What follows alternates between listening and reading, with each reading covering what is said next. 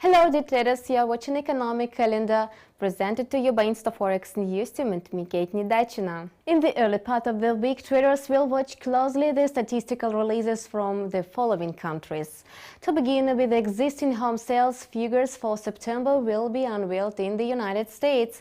According to analysts' median forecast, the indicator is likely to have fallen 3.3% to 5,310,000 units in September compared to the previous months.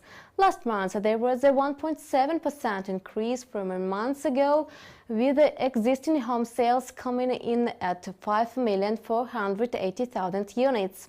A sharp growth of sales of existing homes in the United States real estate market was due to the greater housing demand of Americans amid fears of increasing mortgage rates.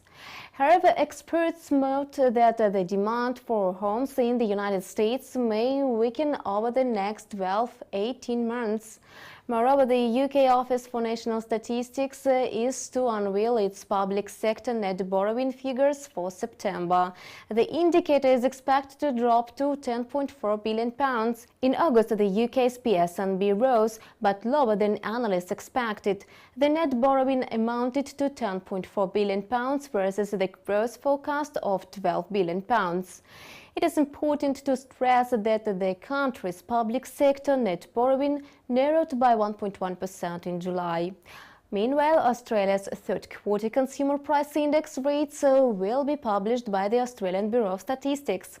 Experts agree that the index has climbed 0.8% on a monthly basis and 1.8% in terms of annual growth rates.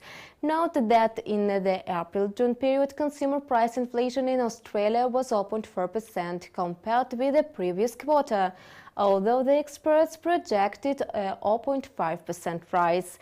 Annually, the indicator picked up 2.4% against the forecast of 2.5%. It was Economic Calendar presented to you by InstaForex News Team. Have a nice trading.